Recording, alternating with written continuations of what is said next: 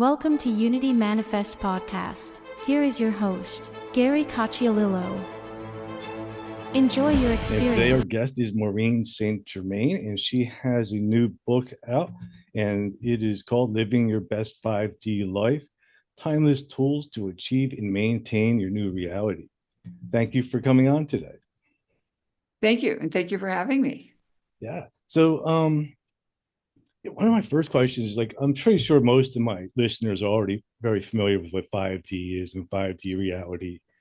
But one of the things that makes me think is, I've been thinking about lately, is this idea of a great awakening, you know, and that's kind of like what's causing this need for a book like yours, is this idea that a lot of people are waking up at one time. Um, how do we verify that that is happening and that what people are experiencing is real?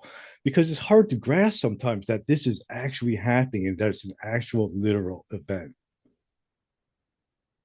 So this, that's a very good observation. But the way you know that people are waking up is because I I have lived in and out of New York City, I don't know, half a dozen times, and it's the third time I'm actually physically taking all my belongings with me and moving back to the city. And I can tell you that after 9/11 and after the harmonic convergence, and more recently, everyone is kinder. So, in the old days, New York had a reputation of being both the best city in the world to live in and the worst city in the world to live in. And I knew this because I was in tourism at one time in New York. And, I would joke around with people and say, where do you think is the worst place in the United States to live? New York. What's the best place to live in the United States? New York. So what I want to say is that there is a quality of interaction with people that keeps elevating up. That's how we know it's happening. And in January of 2025, there was another big influx of light from the great central sun, which has given each of us a boost to be in our, what I would call, best behavior. And what's interesting is, as we become more fifth dimensional, the behaviors change. So it's a little bit like when your mom's around, you don't use cuss words. And so you are aware of that vibe when you're in her presence, and you don't even think about it. You just, your language comes out a certain way. But when you're with your buddies or a bunch of guy friends, we just let her rip. And so what's happening is, in 3D, we have the choice of polarity. We have the ability and permission from source to misbehave and to do whatever we do. But in 5D, where we're all becoming, we don't have those options. So it doesn't mean we don't have free will. What it means is all the stuff that we would consider harmful or hurtful, it's gone. And it's a little bit like going to your favorite grocery store, and you're not even aware that your favorite potato chips aren't there anymore, and you don't even miss them because there's other good stuff and everything's good for you. So in 5D, everyone is becoming 5D. And of course, my joke is everybody's going to be 5D whether they're ready or not. And in a way, there's a lot of what I call extras, people who are here holding space for one side of the polarity.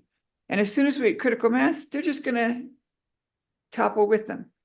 It's like a fait accompli. So that's exciting. A lot of people don't realize that. And another thing a lot of people don't realize is that we're not becoming fifth dimensional like when we get our driver's license. It's more like getting a car. And if you don't have a car, you can't drive. So in 5D, you're stepping into it, but then you slide back down. You step into it and you slide back down. Sometimes somebody pushes your buttons. Sometimes you're tired and you just want to be cranky. There's lots of reasons why we slide back into our polarity-based behavior. I'll give you an example. I have a for sale sign, a big for sale sign, like maybe 6 foot long, in my front yard. My next door neighbor's car parks probably 10, 20 feet away. And she texted me this yesterday morning and said, "Have you listed your house yet?" And I'm telling my husband, and he says, "So are you criticizing her?" And I started to laugh and I said, "No, I'm just whining." We all have our expectations, and the expectations bring us back into 3D. Mhm. So obviously I figured that the sign was so big that she wouldn't miss it. And she's probably really focused when she's parking her car, not even looking at my house. So it's it's that kind of thing that pulls us back. It's not like we're tempted to be mean to our kids or to our spouse, although that does occur as well. But the idea is that we are on like a sine wave. So we're high in vibe 1 minute and back down, and we keep doing it. But the nice thing to know is it is an upward trajectory. So what that means is even if you go up here, your low is not going to be as low as it was before. And you keep going up and up and up. That's why it gets easier and easier to be fifth dimensional. And what we're really doing is bringing our divine self into the physical form, which has never been done before. And this is the big accomplishment of spirit. And I say spirit, but we are all spirit. So it's our big accomplishment. It is. It is. Like I know my own experience with this has been kind of rocky. It's like I think for me personally, anyway, I've always sort of had like an internal battle with some of it, like part of me wanted to be psychic and see things through a new paradigm and all of that. And then there was always another part of me that resisted it. And so I always had this like internal conflict. And obviously I think now like the ego part of it stepping aside. And my ego is kind of even realizes now, like, okay, there's good here. There's a purpose, and there's a purpose to do something good. And it's pretty simple, but switching that paradigm just a slight bit has had a huge impact on my life. That's lovely to hear. One of the things that I really teach people and encourage people to do is to learn how to get 100% accuracy from their higher self. And I do have a protocol that I teach people. It's on my app, my telephone app, which is available on Google and iTunes. But it's 3 simple things that you do for 6 weeks. And you're working with your higher self. And a lot of people will say to me, well, I have good intuition. I don't need to do this. And my response is always the same. If you follow your intuition 100% of the time, you don't need it. But nobody does. I follow my higher self 100% of the time. And that's not always been easy, because sometimes your higher self will give you good information that is completely counterintuitive. And I'll give you an example. I was on my way home from China, and I had a 15-hour flight ahead of me, and I was on the phone with my husband in San Diego, and we were talking about what we were going to do when I got back. And we had a plan to drive to Los Angeles. Now, those of you who know that distance know it's not that far, but because of traffic, if you're ahead of the curve, you can do it in maybe 90 minutes. And if you're caught in traffic, it could take 4 hours. So my husband has this idea that we should leave at 6 in the morning, go to another museum first, and then go to the museum we were planning on going, where my friend was performing in a concert. And I start to read him the riot act saying, that's not a good idea. I'm going to be on this long flight, blah, blah, blah. I might be tired. Why should I get up at 5 to get out on the road at 6 and eat breakfast in the car? Add insult to injury. And as soon as I finished my little rant, then I said, but I will ask my higher self. And if my higher self tells me it's a good idea, I will do it. And I'll do it with a glad heart. I'm not going to do it with resentment or anything like that. I feel very strongly that doing something with resentment is worse than if you said no in the first place. So my higher self said, do it. And I said, okay, no problem. And on that trip, I'm standing in line and a woman comes to my line and says, I've got tickets for early entry. Does anybody want them? I ended up with them after nobody else wanted them. And as I'm following her back to her place in her line, my guides came in and said, you need to talk to these people. So I start talking to them. And the lady hands me her ticket and says, you're going to need to hang on to this because I'm going to go up front and talk to somebody. And if we get separated, you're going to need this. So I look at the name on the paper, and it's a really long German name, Riegelsberger, like your name, only German. And I look up at the family, and it's a woman with her husband and the man's mom rather. And I smile sweetly and I said, I used to know a family with this name, but they're from Ohio. And the man says, well, we're from Ohio. And then his mother, looks at me and says, are you Maureen? Oh, wow. This woman, Pat, was my mom's best friend when I was a teenager. Their husbands, my dad and her husband were in the same industry and they were pals. And the whole thing turned into this wonderful scenario because I said, well, I have this New York apartment that I'm not using that much. If you ever want to go to New York, you're welcome to use it. And they said, well, we have 2 daughters that are going to school in New York City. We'd love to take advantage of that. Then the next thing I know, 6 months later, I call the dad and say, my administrative assistant has just left and I'd really like to hire someone part-time. Do you think either of your girls would want to work for me? So one of them came to work and she was the best assistant I ever had. And when she left, she sent a pal who was also equally wonderful. And then one day I was on the phone with my mother and I was telling her about this. We were ruminating and she said, honey, Pat and your dad were first cousins. So her last name, her maiden name is the same as my maiden name. That's so way too many I was practicing nepotism and I didn't even know it. So that is the direct result of me saying yes to an idea that I thought was a terrible idea. I wanted to be pampered after working for 3 weeks in China, and that's not what happened. But what a great gift. I would have missed out on all of that. And that's why you want to develop a higher self connection that's accurate. And so where I'm going with this is, you're talking about the shift. And what I know is that if we're bringing our higher self into our presence, into our physical form, and we're becoming walking ascended masters, which I believe very strongly that that's what's happening, then that transformation is so much smoother because we've already got experience with the higher self being the leader. And the interesting thing is, when I get going to teach in depth to people, how to use the higher self and how to really make the most of this experience, what I've been sharing with people is that you don't just do what your higher self says. You do your homework. So you're buying a car, you do all the stuff you would normally do buying a car. And maybe you narrow it down to 2 cars, or maybe it's just one.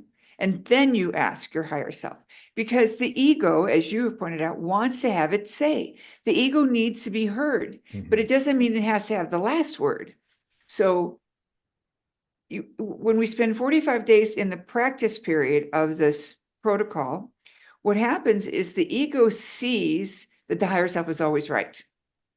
And when you get to that status, then what you end up with as a result is the ego wants to cooperate with your divine wisdom because it knows even when it doesn't like it, and I'll say things like, well, my personality thinks that's a really bad idea, but my higher self says it's a good idea, so we're doing it.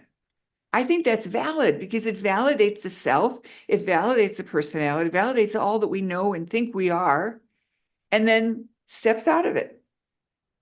Right. There's like a tipping point, I guess it Mhm. is. Once the ego Well said. realizes that the higher self is more beneficial and has better information, then it goes with that. Yes, and that's one of the things that I asked Spirit to show me. Give me a logical reason to always follow your higher self. Now, again, we're using free will and Mhm. choosing to follow the higher self. And my this goes way back. The guides showed me a local television station showing a local movie, and then the weatherman comes in and says there's a hailstorm that just developed. So if you have a car outside, bring it in or get in your carport or something. Situation normal. This is the update. So that's your higher self. And the benefit is that after you get this protocol going and you're Mhm. comfortable with your higher self, what happens is your higher self will start giving you a heads up. Turn here, go here, like that, which is really awesome. It does communicate in some strange ways Mm-hmm. Mm-hmm. that are definitely Pretty wonderful. undeniable too. Mm-hmm. Pretty wonderful. I was reading last night, or I was just listening to your book, the audio book of the new one, and I was Mm-hmm. listening to the section on the golden sheets. I thought that was really interesting. Would you talk about that a little bit? I would love to. The golden sheets are like this, gold little toad I have. They are a group of beings that came in directly from source to help humanity because we are under such attack, such barrage of energy being beamed at us. We have cell phones, we have Wi-Fi, we have radio signals, and all of these uh, radio beams are loaded with substantial energy that is counter to human health, human wealth, human welfare, and human thinking. And it's directing people to forget and it's directing people to reject. So we've got all this energy beaming at us that wasn't there, before this technology existed, back in like 1918, this stuff didn't exist. So they came in and they offered to create a field of energy that looks like a bed sheet. And it's gold colored. It's a little bit like gold colored saran wrap. Mhm. And you can wrap it around you. You can wrap it around your room. You can wrap it around your home. And the golden sheets make you less of a threat to your enemies. And what that means is that when you go see relatives or coworkers or anybody who is intimidated by your light, and you're not even trying to intimidate them, that just happens because they have got dark entities or energies that are not supportive of the light. And so those energies will rattle the cage, so to speak, of the individual who is carrying these energies. So they get antsy or crabby, or they want to pick on you, or they want to work against you. And what the golden sheets do is they embrace you, and you are more benign to these people, to these situations. And when they first came in, I was quite surprised and quite taken aback in the sense that I thought, well, that's cool. And I didn't do anything with it other than it was channeled for the Ascension Institute, the group that meets, with me for a year. And so it was on one of the recordings, and one of the students from a later year said to me, what's the story with the golden sheets? So then I went back and got more information, which is what you read about or heard about in the book. And they're quite remarkable because it's a little bit like going incognito, or Mhm. dark mode on your computer. It is interesting. One of the other things I thought when I was reading it was it could also be helpful to people that are like really empathetic, because I Oh, think people yeah. that are really empathetic are, I don't know, not necessarily more affected by these entities, but they certainly experience them in a way that's more intense, I think, than other people. And Well, by being able to dodge them with your golden sheet technique could be definitely really good for those type of people. yes, and I think that people who are intuitive, who haven't learned how to, I'll use the word control their inbound radio signals, are more affected. And another tool they can use is a meditation that I created called the Grand Tube of Light. And it's where you create this beautiful pillar of light from the earth, and it goes all the way up to your 14th chakra. And that makes you even more impenetrable. Mhm. I've tried the tube of light meditations. For me, I almost feel like over energized afterwards. Now, is that the one on my app that you tried? No, that was a different one. In fact, it was like the It was old school, like right from Israel Summit or Regardi something. type of thing. I don't know if you're familiar with that kind of Yeah. stuff, but And what I did is I amped it up. That's all. Same principle, but took it up a notch. And it's partly because a lot of people that I work with are also using their pineal and using that energy to move their focus outside of the body. And in order to get outside of the matrix that we're in, that you want to have that tube of light around you so you don't attract anything that you don't want. yeah. How about the Merkaba meditations, the 5D Merkaba, the 8D Merkaba? What are those used for? Okay, so the original 17 breath Merkaba, I call it I the think I have one classic. too. Yeah, you have a little one. Oh, that's Yeah. cool. So, and I have a great big one behind me. Where is it? Here, you can see. Um, Yeah. so this is a field that creates a fifth dimensional vibration around you. And all of these dimensions are vibrational data sets. You and I can't tell the difference in the reality if we're in 3D or 5D. Everything looks the same. And initially we all thought, oh gosh, everything's gonna be different. But everything is essentially the same. And because your body is adjusting and holding that vibe, it doesn't notice because the new normal is what it's programmed for in that moment. So the Merkaba helps you step into and maintain your 5D vibration.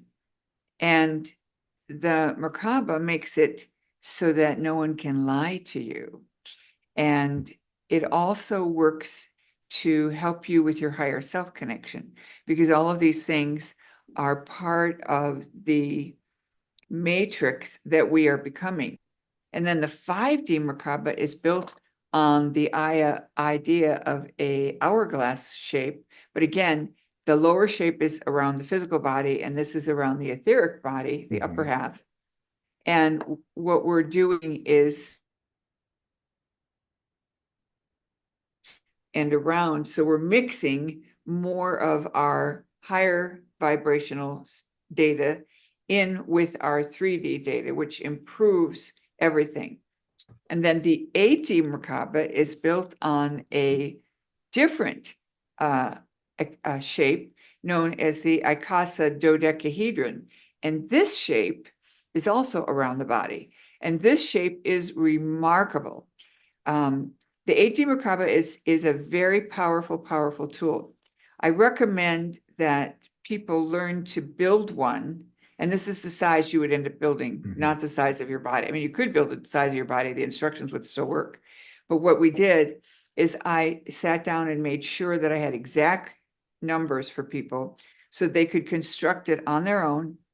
And the reason that I ask people to construct it before they actually do the meditation is because I asked Spirit, how was I going to get people to understand this shape and understand that it is literally two shapes in one?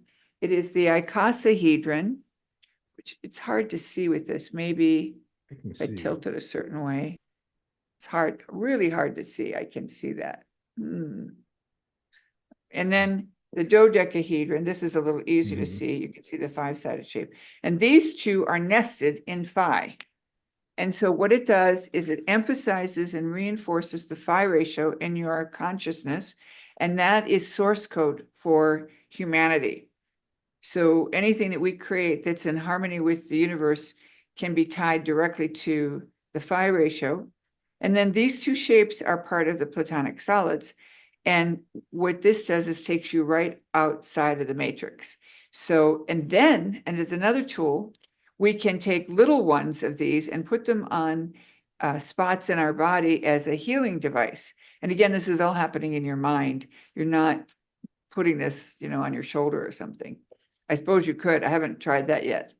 But the AT Merkaba I carried around with me for quite a while, quite a few years. And I wasn't, what's the word? I wasn't allowed to release it. And then I finally said, well, what do I need to do to release it? And that's when they told me, you need to have people build it.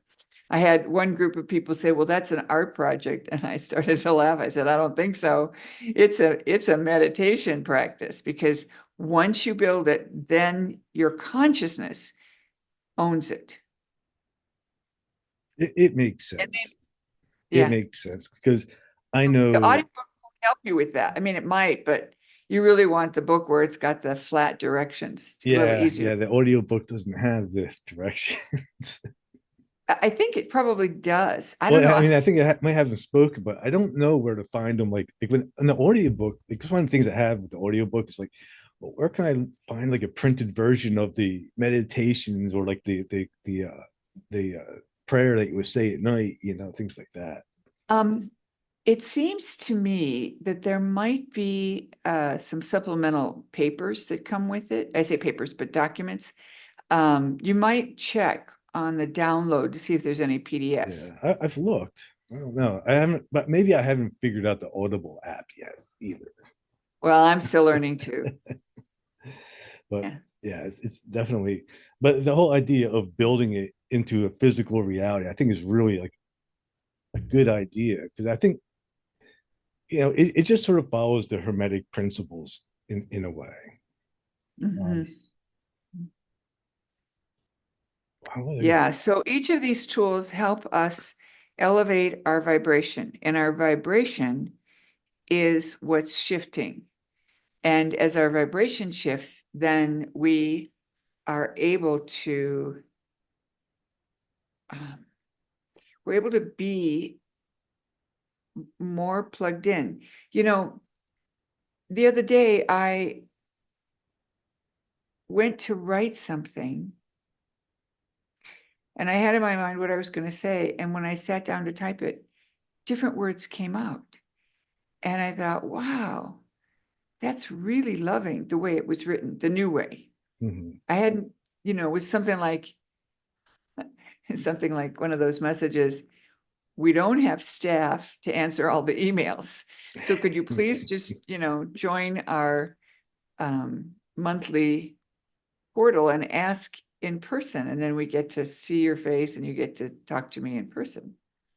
And I was trying to figure out a way to do it. And one of the things Spirit said is, there's other people who will enjoy hearing your question and the answer. And that's how we give back. And I thought, oh, that's much nicer than what I was thinking, So that's one of the beauties of holding this vibe. Is it even at the personality level when you're thinking one thing, when you go to express, it comes out in a really sweet, loving way. And that's really what 5D is all about. It isn't noticeable as much to people that when they're 5D, but if they've been 5D for a little while, whether all day or a couple hours, and then they slide back into 3D, then it's noticeable. It's because 5D is so yummy that you forget. It's like if you've ever had a backache or a sore knee and you finally clean it up, it finally stops hurting. You don't wake up in the morning and say, oh gosh, my knee doesn't hurt anymore. You don't even think about it. And that's what 5D is like. You just in such a good state, you don't notice. And keep in mind, it does not mean you won't have creativity. It does not mean you won't have challenges. What it means in 5D is that whatever happens, you're in a place to handle it. You're in a place, and we've always been in a place to handle it, but sometimes we've handled it inappropriately or, in ways that are harmful or hurtful. Yeah. Now, when we are faced with a new scenario that we haven't had experience, we will be able to respond in a proactive way. So, think of all the creativity we have in music and art.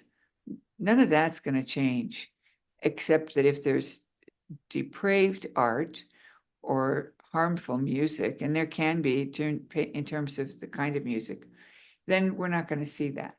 We're not going to hear it. So it's a very powerful place to be. And I'm really excited. This is the third book in the series on 5D. The first one was Waking Up in 5D. And then the second one was Mastering Your 5D Life and Living Your 5D Life is the last one. I think I've got the title wrong on the second one. But what I would like to say is each one is a progression from the others. So once you've read one of them, you may find that you want to go back and get the other two. So, yeah.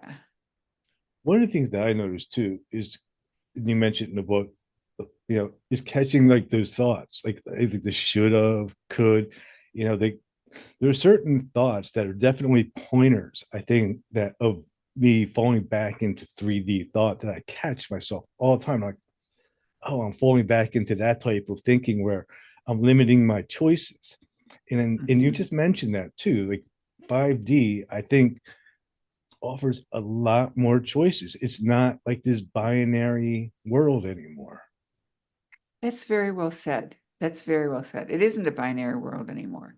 And the nice thing is the whole idea of the should have or I have to, that's the one that I really bug people about, is when we say I should, we're judging ourselves. When we say I have to, we're giving away our power.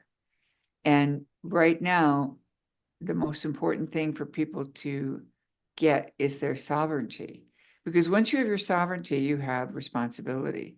And once you have responsibility, then you are really aware of choice. And a lot of times it's easier to follow. The minister said, if I do this, I'll go to heaven. So then that's what you do. But if you are a sovereign, the minister says, if I do this, I'll go to heaven. And then you get to look at that and say, well, that's probably a good idea. I'd like to do that. I choose to do that. It's not like he's going to make sure I'm saved. Instead, it's me taking responsibility for what's going on. Right. Yeah. Yeah. And I just know for me anyway, like I certainly missed a lot of choices looking back that I can see now from a different perspective, because the paradigm is just so different. And you also talk about, like, I don't know, there's definitely like this weird sacred geometry, mathematical core to this reality that creates this matrix from some type of source consciousness. I so much feel that is some type of, it's true. Well, it's interesting. A lot of times I channel information from the guides or the ascended masters, and I'll write it, and then I'll think, huh, how's that? How does that work? And I remember when I was writing up a description of third dimension, and they said it was a projection from fourth and fifth. I went, what?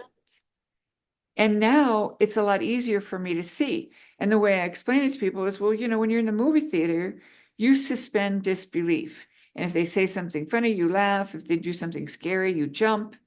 So we're in a matrix, like sitting in the movie theater.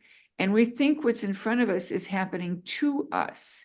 And once we get it, oh yeah, that's happening for us, for our entertainment, for our education, for our opportunity, then we can take it up or not. Either way, it changes everything, everything. One thing that I used to say a lot, and it's kind of passé to say it now, but I used to tell people, just act like you're a dumb blonde. Everything's a compliment. We don't hear anything bad. If you say you're too tall, thank you. If you say you're too fat, yeah, it looks really good on me, doesn't it? And you never hear it as a judgment. You always hear it as a compliment. So if a person took the tack of no matter what gets said to you, that you choose to receive it as a compliment, you'd be surprised. So if you have, I'll call it a troublemaker, family member that's always looking to start a fight, or they're always looking to insult you because they're jealous or whatever, when you start saying thank you, or you say in your head, oh yeah, that's really nice of them to say that. They must know blah, blah, blah. And you make up a story around it. What happens is you become untouchable. They can't cause you to get upset because there's nothing to get upset about. Exactly. Yeah. I also like one of the things,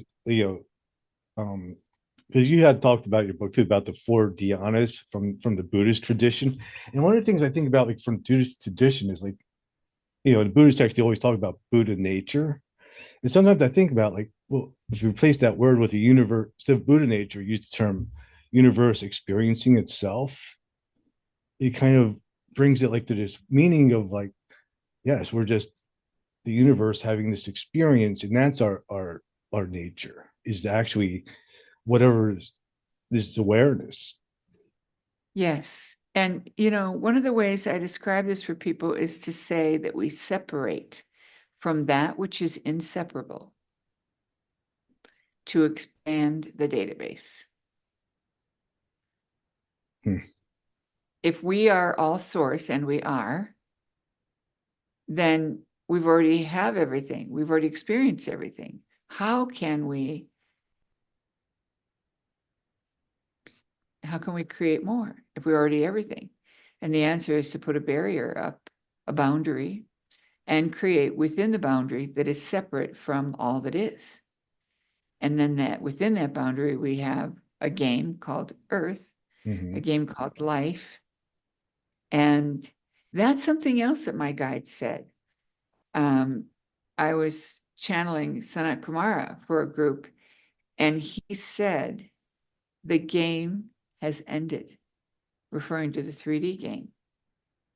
And then he said, the game will end when there are no more players. Well, my sons always play video games, and I always hear, player X has left the game. So he said that, there'll be no more, the game will end when there are no more players. But this is the best part. Then he said,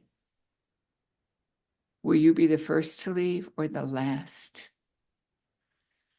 So I joke around, I'm out. Yeah, I guess me, my own self, I'm maybe conflicted sometimes. Like I definitely see the way out now, out of the I guess the wheel of samsara.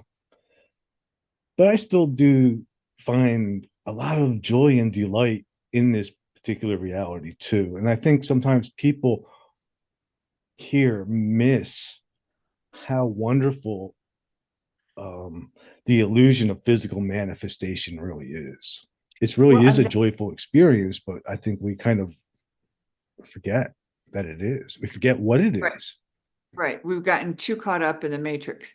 And you're absolutely right. And that's the good news, is we're not going to have to give that up. That part of the reality is going to consistently support us. And that is the exciting part. It's a little bit like when you look at a toddler and then you look at that same being as a teenager, they're still the same person, but they've changed so much. And that's the reality we're moving into. We're creating a version of this reality that is harmonious and healthy and supportive of each individual, the planet itself. And that is the opportunity in front of us. So, the beauty of nature actually puts you in 5D. The the beauty of a sunrise or sunset or walking in a garden, that puts you in 5D. And in the old days, we didn't define it that way.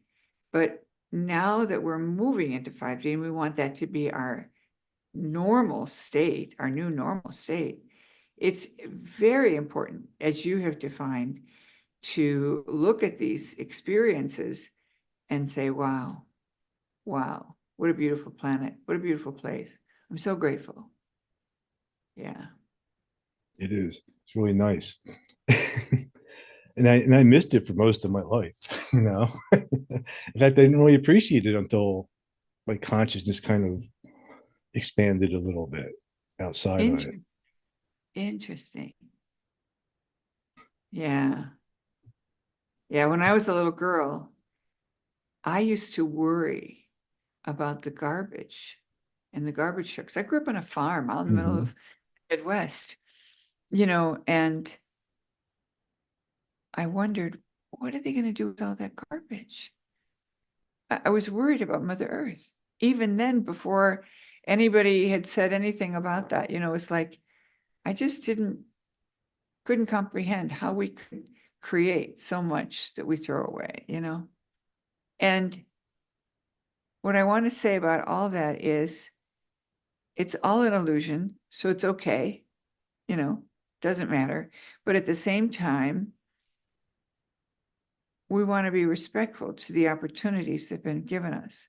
And I think that's what you're referring to when you say, you know, when you were younger, you didn't have the appreciation you hold now. Yeah, I didn't have the appreciation. And it also said something that just popped in my head. I also didn't have the responsibility. Yeah. You know, I didn't take responsibility for my own creations either.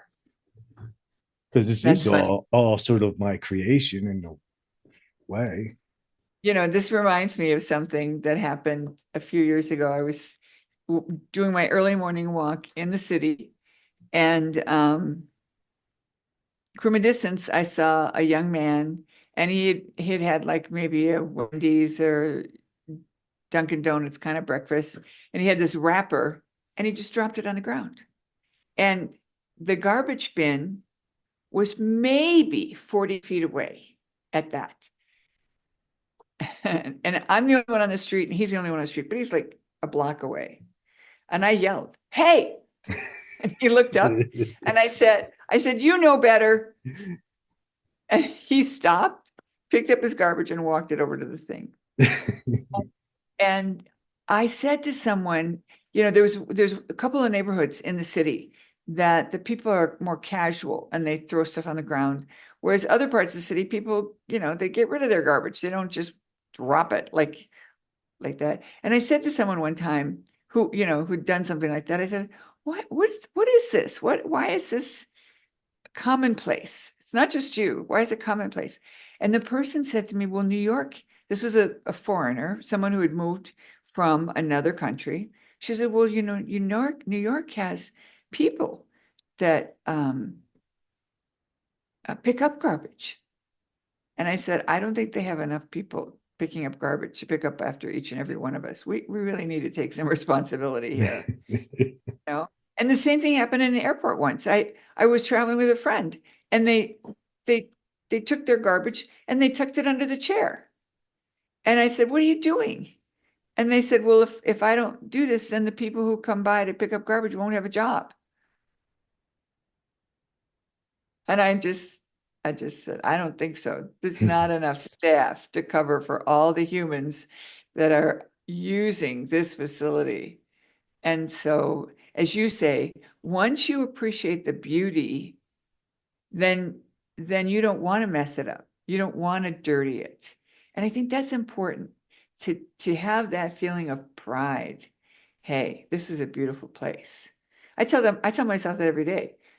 This is a beautiful place. I'm so grateful. And it happens everywhere I go, because everywhere I go, it's beautiful.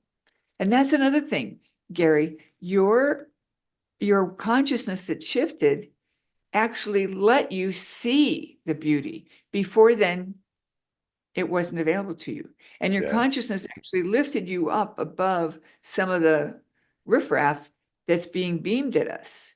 So or it's kind of funny. Like I think like as a child though, I saw the beauty. It exactly. was this programming and fear Exactly. That's what I meant when I said, that blocked it. It's strange how I did it all to myself.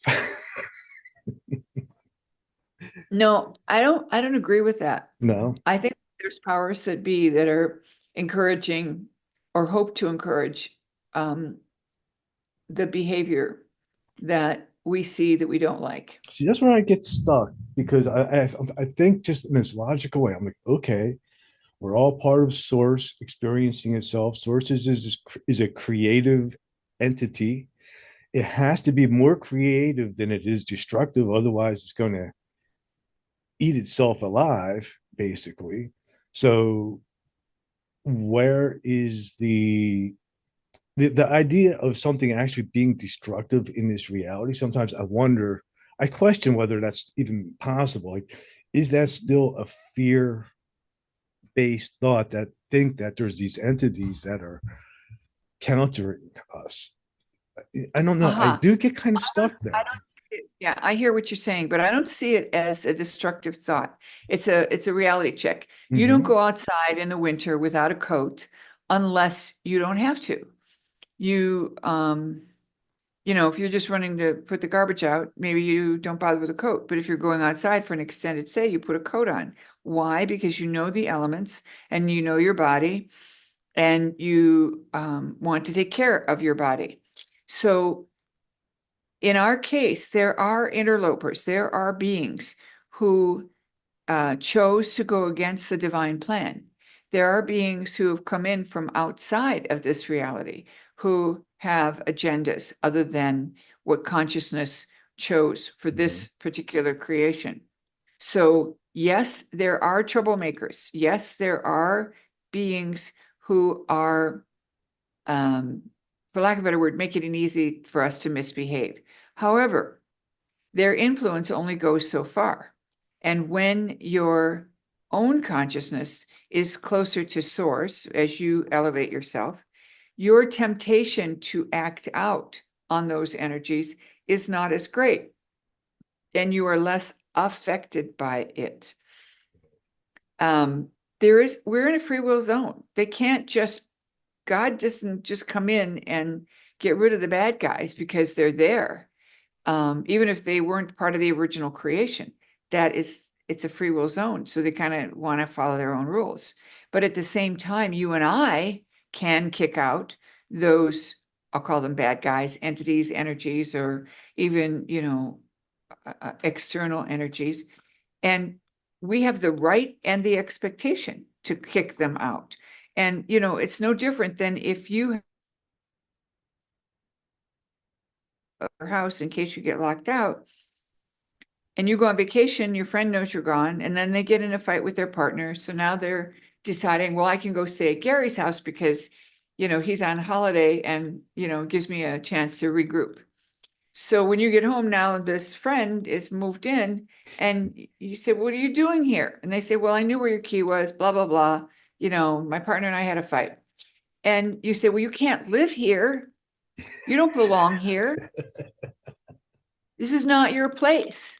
This is my place. And I don't have room for you. You have to move along. And that's what we're doing. We're kicking out those guests that were uninvited. Yeah, I guess they appear maybe in my life as like negative thoughts because I will have like these negative thoughts pop up in my head. I'm like, I don't even think that's my own thought. And it probably isn't. And here's the thing. This is something people don't understand. There's a lot of souls that are discarnate, that haven't gone to source. They're either afraid or they don't know they're dead. And so they're looking for somebody who is either sensitive or willing to express their thoughts. I had a client once who was friends with a woman, and this woman had two daughters. The first one had already died. This is a woman like maybe in her 50s, and she had a young, like a 30-year-old daughter die. And the second daughter was very ill with some kind of like liver disease, and she was going to die. So here's this friend of my client who's now losing two offspring. And when the second daughter died, the second daughter was angry with God because she was dying so young. And she moved into my client. And my client went from being a very kind, gentle, loving person into this angry person. And because I knew her well, I asked, what's going on? And my guides immediately said, you know, the friend's daughter is in her and is trying to express anger.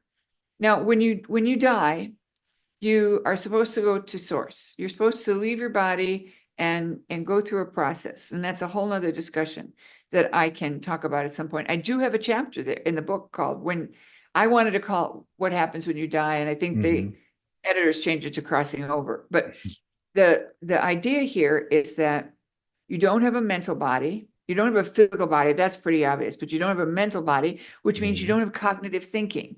You don't have an emotional body, but you still have desires that are attached to the etheric body. So the desire to express anger doesn't really have a mental or emotional thought with it anymore, but the energy of wanting to express anger is still there. So the person who has died and has not gone back to source actually has the capacity to move and operate much like an animal. They're not thinking rationally like you and I do. So if you say, please leave, they may leave, they might not. If you say to your dog, you don't tell your dog, please sit. You tell your dog, sit, And so when a person picks up an outside energy, it's their duty to clear it and to say, if you're 100% God light, you may stay if it's from source. But if it's just, an external entity, they visited a hospital, the hospitals are loaded with dead people.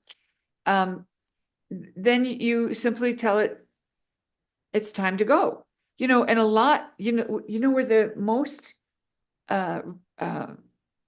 incidents of people carrying discarnate entities is if you were an adult that had an elderly parent that passed away. And I've had people who've been carrying their elderly parents in their bodies 10, 20 or more years. And why would your parent move into your body? And there's a lot of reasons. Number one, they're worried about you. Number two, maybe they don't understand and they want to know why you're so good to them. Maybe they want to see, they don't want to go to light, so they hang out with you. So there's lots of reasons why you might even be carrying a deceased parent with you. And when you're doing that, what happens is you start to act like them. And that's how you know you're carrying one of your parents. I had a lady that interviewed for a job one year, and she came in with a walker, very capable. And we chatted for a while, and she was telling me that her mother had passed away some 6 months earlier. And then suddenly she started to go downhill, and she never used a walker before this. And so I said, so where did the walker come from? And she said, well, it was my mother's. So here she is. Her mother has moved into her, and now she's using a walker. And I've seen so many incidences of people who are carrying somebody else's energy, and they exhibit all the symptoms, even though the doctors can't figure out what's going on or why is this person acting crippled. And once they get rid of it, or they'll start to smoke, or they'll start to crave foods that they never ate before. Those are the signs that you've got another soul inside of you. And it's very simple. You just use a stainless steel knife and clear yourself. That's in one of my books called Reweaving the Fabric of Your Reality. And I also have a YouTube video that shows how to clear either yourself or someone else remotely. So these are experiences that we might think are me. Like you said, I didn't even know where this thought came from. It doesn't feel like it was mine. It probably isn't yours. It probably came from somewhere else. Maybe you picked it up on, on the golf course or on the, in the gym, who knows?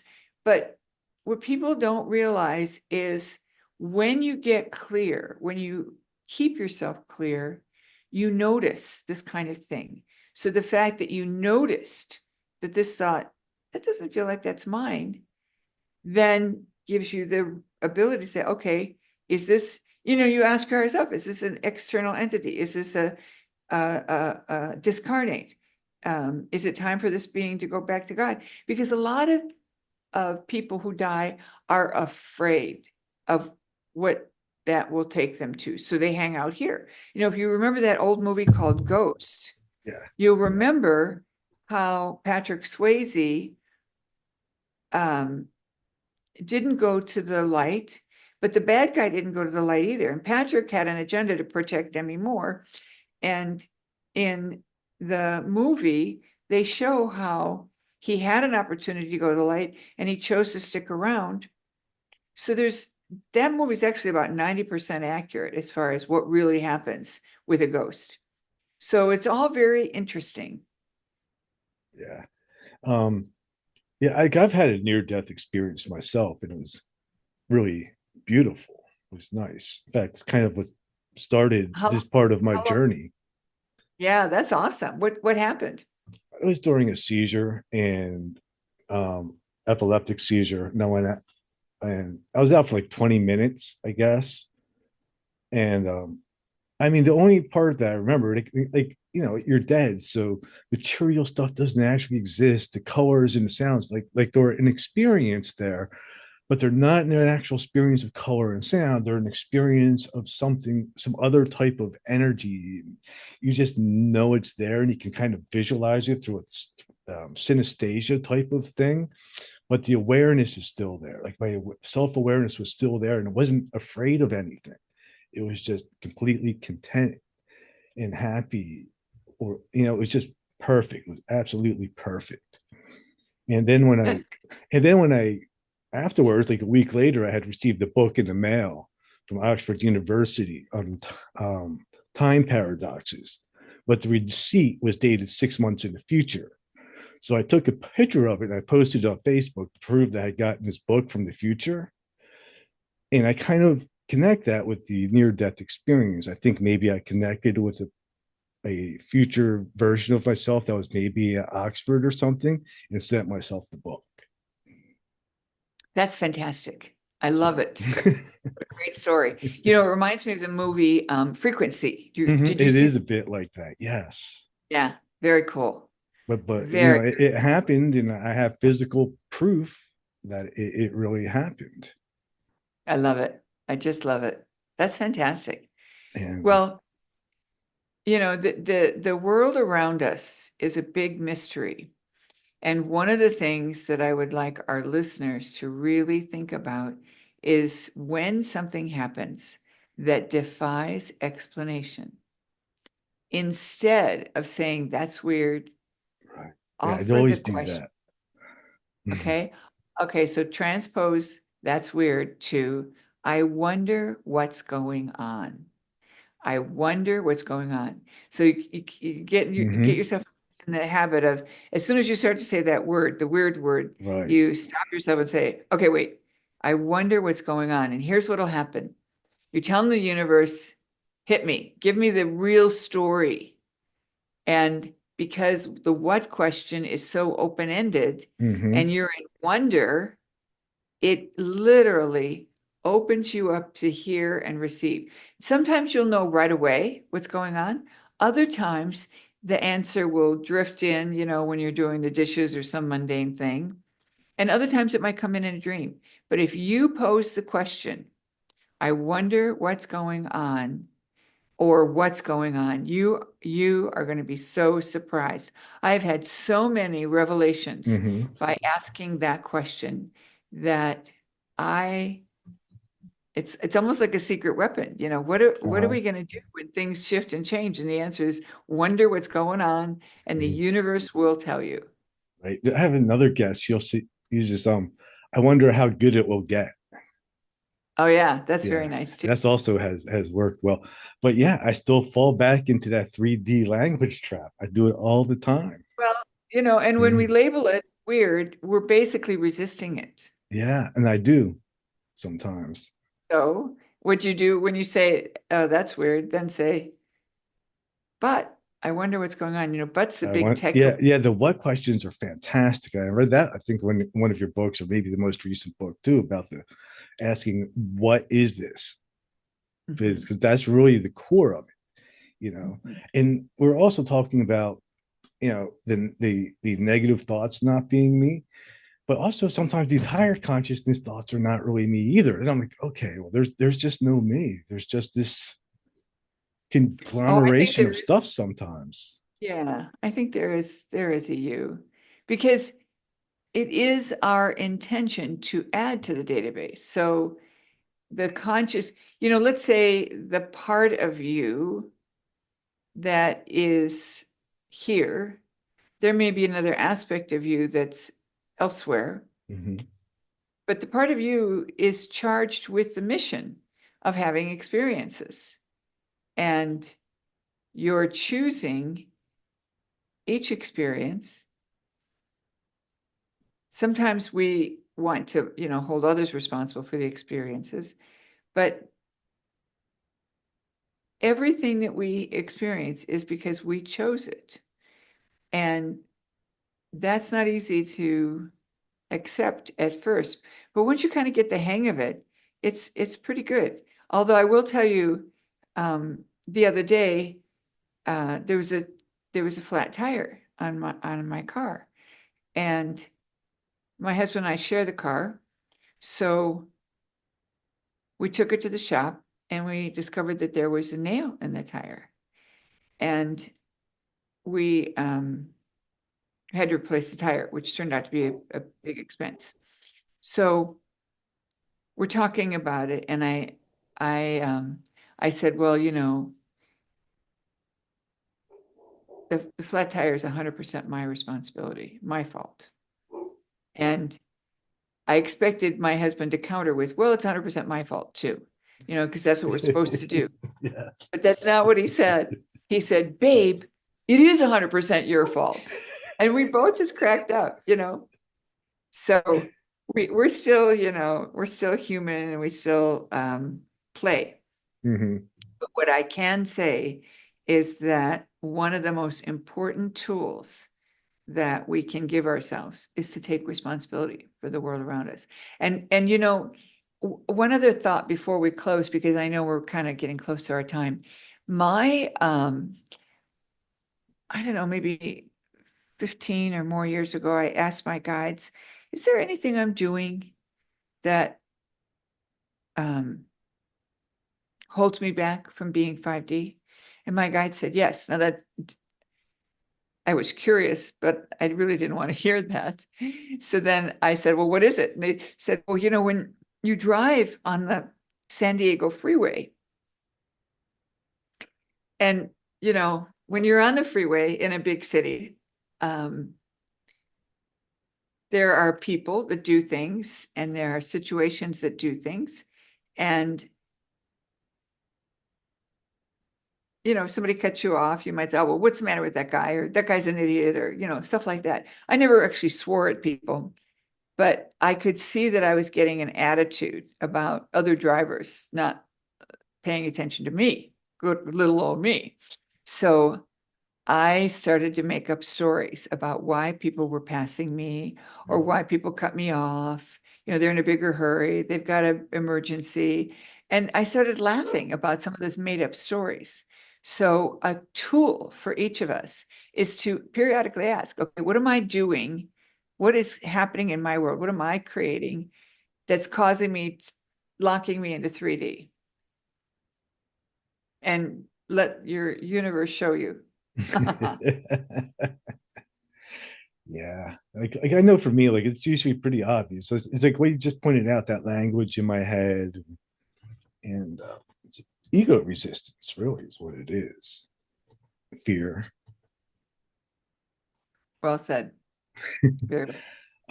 So I want to really thank you for coming on. It's been a pleasure having you. And before we wrap it up, where is the best place for my listeners to find you, find your books? Maybe tell them a little bit about your institute.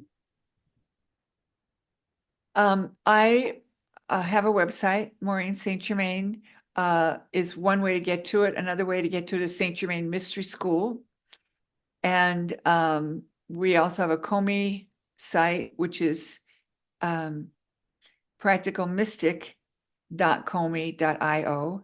You can get our books at any major bookstore, Barnes and Noble, and we are on Amazon and Inner Traditions and our website. So there's lots of places to get our material. And remember the app. The app is loaded with information, free stuff, and also paid stuff. So, get the free stuff and figure out if you like it. And then if you want, subscribe. And that app is called Illuminate, Illuminate. And you can find it because it's a purple box that has a gold square a gold arrow rather, that has a little curl to it. So I'm so grateful for the opportunity to be with you and to have this conversation. And, good morning, America. I'm grateful too. Thank you for being on, and I'll put your links to your website and a note to this episode. And it's been a pleasure having you. And just hang on for one moment while I play